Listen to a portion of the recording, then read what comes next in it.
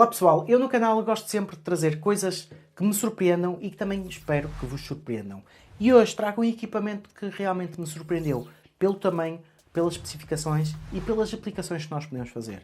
E vou-vos falar deste aparelho da Link Plus, o Link Station N1, e que vocês podem ver que isto é um aparelho minúsculo. E isto é um NAS.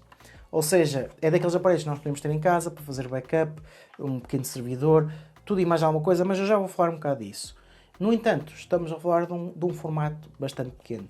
Se vocês já viram no canal, eu já falei de vários NAS no canal e nunca vos falei de um tão pequeno. Eles indicam que é um NAS do tamanho de uma folha A5 e realmente é aqui um espetáculo por causa da portabilidade. É claro que não nos podemos esquecer que depois, em termos de preço, não vai ser um preço totalmente simpático, mas também não é dos mais caros que eu já vi aqui no canal. E estamos a falar de um aparelho que, em termos de utilização, tem aqui uma utilização infinita. Para começar, o que é que nós podemos esperar em termos de especificações? Estamos a falar então aqui de um NAS de 6 baías, em que 2 são para discos 2.5 polegadas e 4 baías são para discos NVMe M2. Isso significa que vocês aqui podem armazenar até 48 teras. No entanto, claro que por causa deste fator pequeno e do fator dos SSDs e dos NVMe, não nos podemos esquecer que em termos de armazenamento, vamos ter que comprar o armazenamento e isso vai adicionar ao custo total do nosso NAS. Em termos das restantes características, estamos a falar aqui de um NAS com 16 GB de RAM, tem espaço interno já de 128 GB para o sistema operativo, tem um processador Intel Celeron 5105 com 4 cores, até 2 GHz, e depois o resto das características estamos a falar daqui de 2 portas USB 2.0, uma porta HDMI, temos uma porta jack 3.5 para áudio e temos Ethernet Gigabit.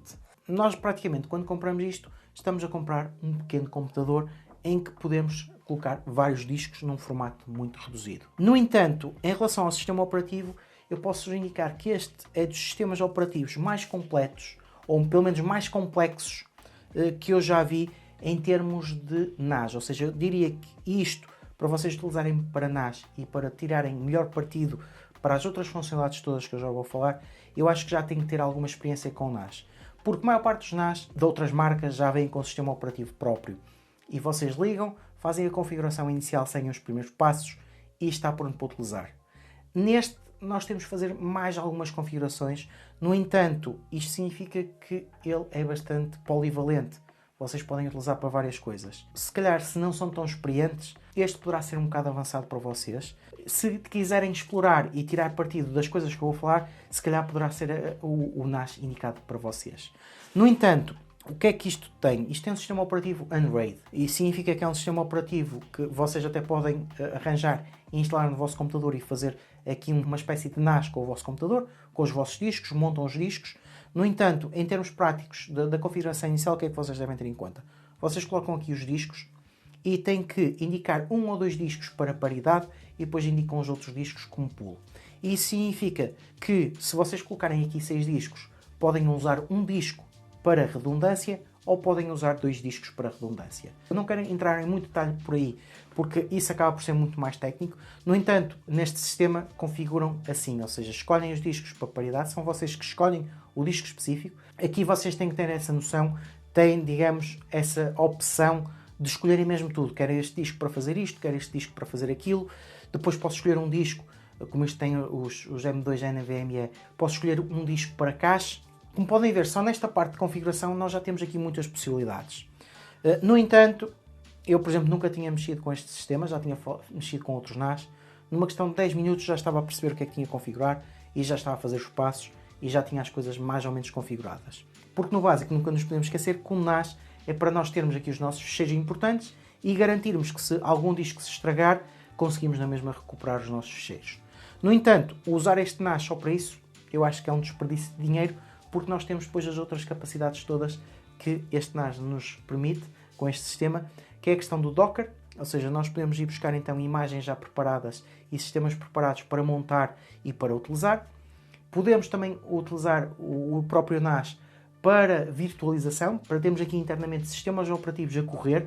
Por exemplo, podemos instalar o Windows 11, o Windows 10, podemos instalar Linux, podemos pôr o que quisermos a correr, claro que depois quantos mais sistemas tivermos a correr, menos RAM vamos ter disponível, porque depois nós vamos atribuindo a RAM e espaço para esses sistemas. No entanto, como podem ver, isto aqui acaba por ser uma máquina para virtualização, acaba por ser uma máquina para podermos fazer aqui montagem de projetos no Docker. O próprio processador é potente o suficiente para corrermos essas coisas básicas, para fazermos estas coisas. É claro que não é suficiente para termos o sistema operativo e, por exemplo, para estarmos a correr o sistema operativo e estarmos a editar em 4K. Não, nesse caso é para coisas mais básicas.